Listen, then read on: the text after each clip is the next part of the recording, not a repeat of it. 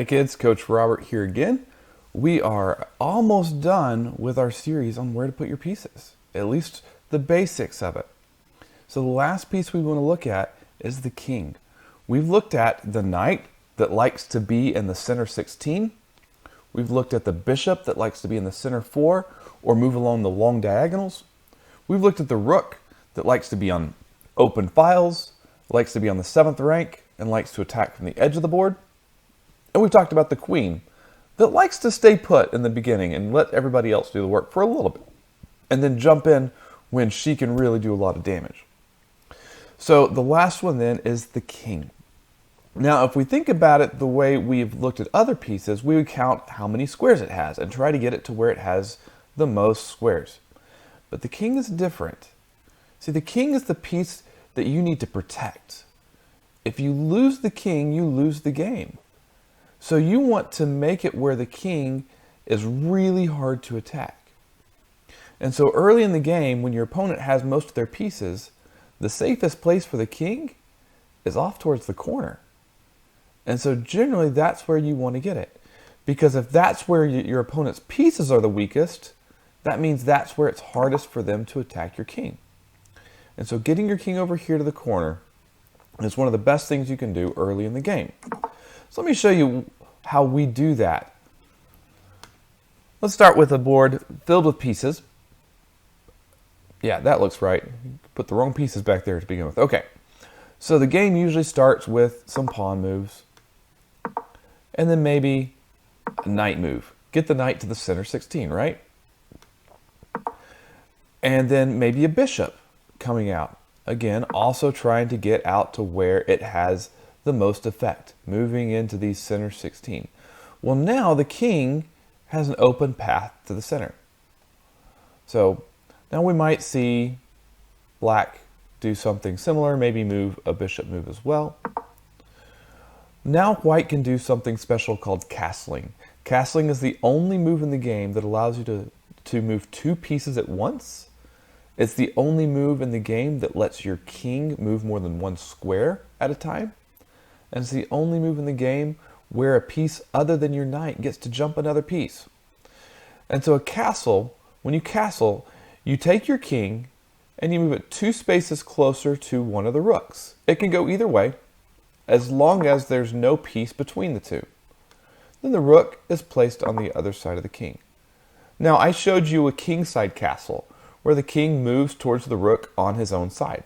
But if I had moved these pieces, the queen, the bishop, and the knight, on the other side of the board, then it would have worked that way too. I would just move my king from E to C and put my rook on D. Now, some other things about that is the king and the rook, you can only do this if they've not yet moved in the game, and you cannot move your king out of check or through any squares that are attacked by your opponent's pieces. So it's best to do this early. Now see, already we have 1, 2, 3, and on my 4th move, my king is safely tucked away in the corner. That's good. The sooner you get your king towards the corner, the better, the safer your king's going to be. And notice, the king is now watching all these pawns.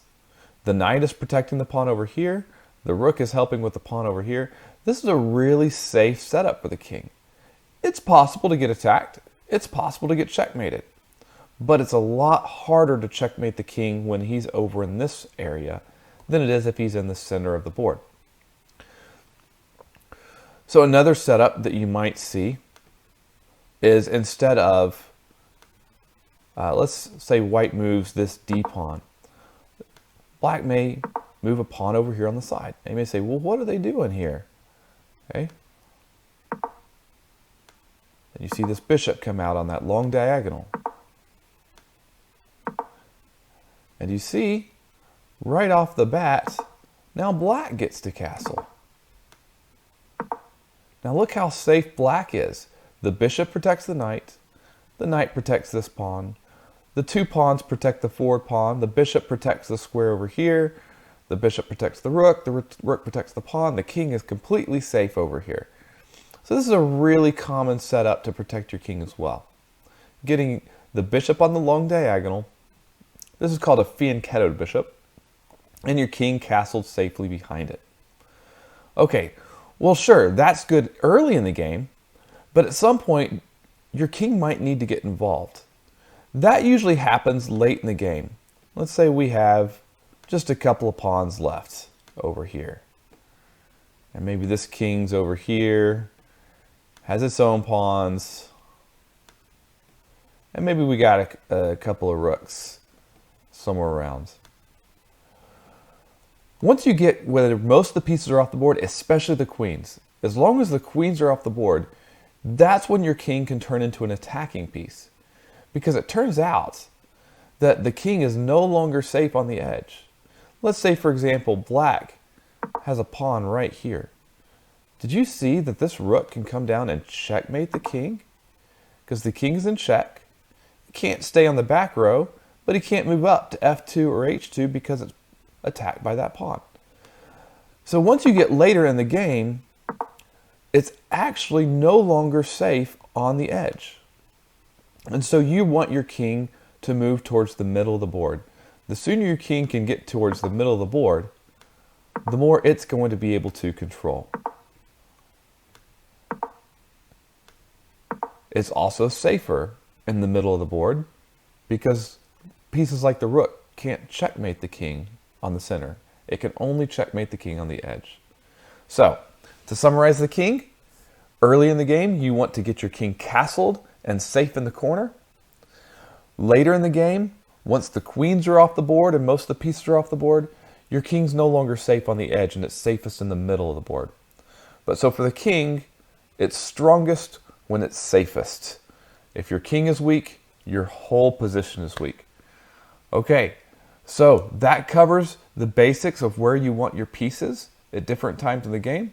Hopefully that helps you think of what sort of moves you want to make while you're playing your games. So I will see you later. Hope you've enjoyed this series.